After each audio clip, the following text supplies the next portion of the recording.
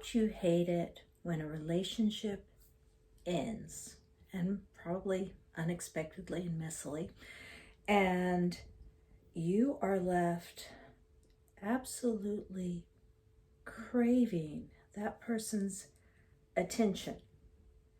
In fact, at its worst, you can start feeling like you're going completely and utterly insane because this person isn't in your life anymore, and you would do anything to get them to come back. Well, it's not just you, and it's not you can't get over the relationship. You've been the victim of something called trauma bonding. There are ways to get out of it. There are ways to permanently stop that craving for this toxic relationship. So stick around. Let's see what we can do to help you.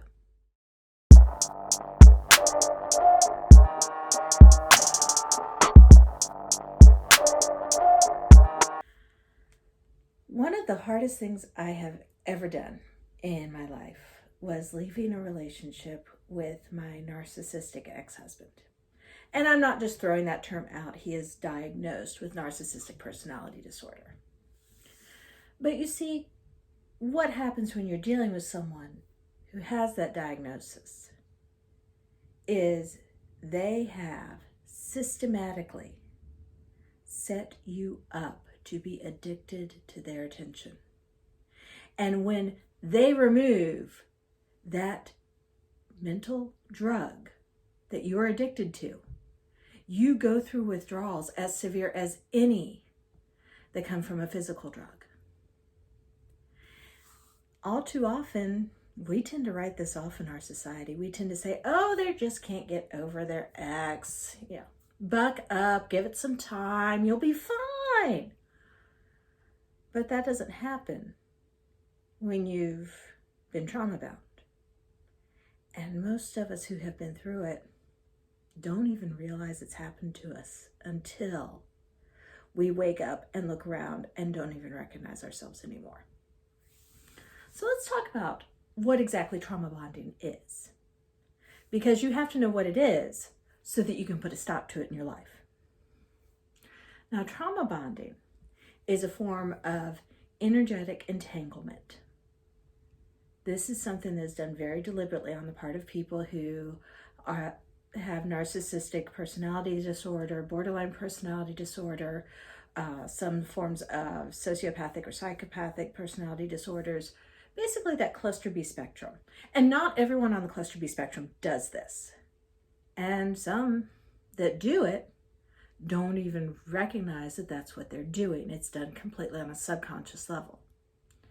But the effects for the victim of the trauma bonding is just as severe whether the actions of the narcissist were deliberate or subconscious. What happens over the course of these relationships is you go into the relationship and everything is sunshine and rainbows and puppies. You're in the limerence period for an extended period of time. Now, limerence is a psychological term. It is the period of time when your brain is flooding you with oxytocin and dopamine whenever you see your person. Side note, dogs get this effect every time they see their person, and it doesn't go away, which is why dogs are so much better than people sometimes at relationships. Right, Boober? Boober would like to remind you to please boop the like button. Thank you. Right, Boober. So you have this chemical cocktail that your brain is flooding you with in the early stages of the relationship. And again, this lasts on average 9 to 12 months. 12 to 18 months is not abnormal. After 18 months, it starts to die down. So whenever you're with this person, you have the rose-colored glasses. And that's not you denying reality. That is your brain flooding you with a cocktail of hormones that are completely disrupting how you view things. And your narcissistic partner is going through the same thing, but on a lesser level. You see, their brains are wired a little differently, so they don't get as big of a charge out of it. What they do is they start using you being in that state to get you addicted to them. They will do everything they can to prolong this state. They put you on a pedestal. They tell you how wonderful you are. They absolutely adore everything you do. I mean, it doesn't matter if you're waking up first thing in the morning with bedhead and bad breath. They still absolutely think you're perfect. They sing your praises to the heavens. And they mirror you back to yourself. Everything that you show them, every trauma, every hurt that you've exposed to them in this time, and we all do this, gets mirrored back to you. I had a bad childhood, so did the narcissist. And he can empathize with me because we have that shared bad childhood experience. Everything they do is geared towards convincing you on a subconscious level that this person is absolutely your person, your true partner, the person you are meant to spend the rest of your life with. And then over time, this begins to shift. They start taking away the attention, or they start saying nasty little things that they think are funny, but really don't come across that way. You know, little pokes and prods at your ego. Little things to slowly whittle you down. Take you off of that pedestal that they put you on and put themselves on it instead. Now, don't think that this is completely unconscious on their part. There was a study done in the New York City prison system where men who had been convicted of domestic violence charges and were serving prison terms for domestic violence were asked what the timetable was. How long do you build your partner up? How long do you tear them down before you hit them the first time? And these men all had timetables. The timetables may have been length of time, or it may have been events in the relationship. But all of them knew that if you went to physical violence too soon, you would lose your victim and have to start over with someone else. All of them planned to keep their partners trapped with them as long as possible. So don't think that this is something that, just happens. This is something that is deliberately plotted out on some level. Once you have become addicted to the pleasurable emotions the narcissist has brought to you, and they begin denying you those pleasurable sensations or emotions or words of support, you start doing things to try to earn that affection back. And over time, they show less and less of that affection, and you become more and more desperate for it, so you compromise yourself to get those crumbs of affection. Meanwhile, the narcissist is already moving on to someone else because you're not fun anymore. So what happens when you wake up and the narcissist has found a new victim and they've moved on to someone else and you're left alone, sobbing on the bathroom floor, trying to figure out what happened, what went wrong, and what you can do to change it? First thing you have to do is admit that you are an addict. You are addicted to the affections and attentions of this person.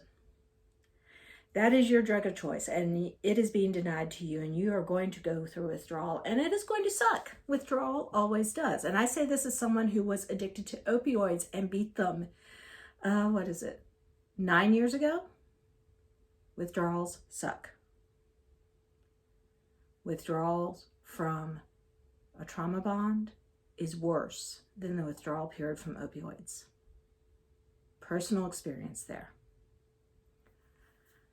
But you go through the withdrawal period. And the sooner you recognize that what you're going through is a withdrawal from an addiction, the sooner you can tell yourself to stop trying to figure out how to get them back.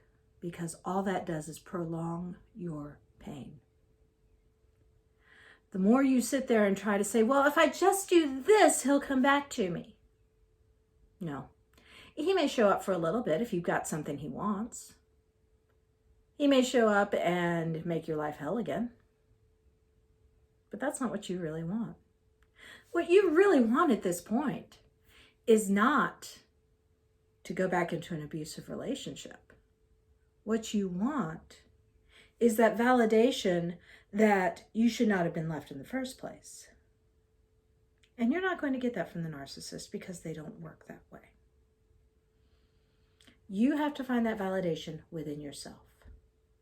You have to recognize within yourself that the person you were with had a mental disorder that was completely untreated and that led them to be abusive to you.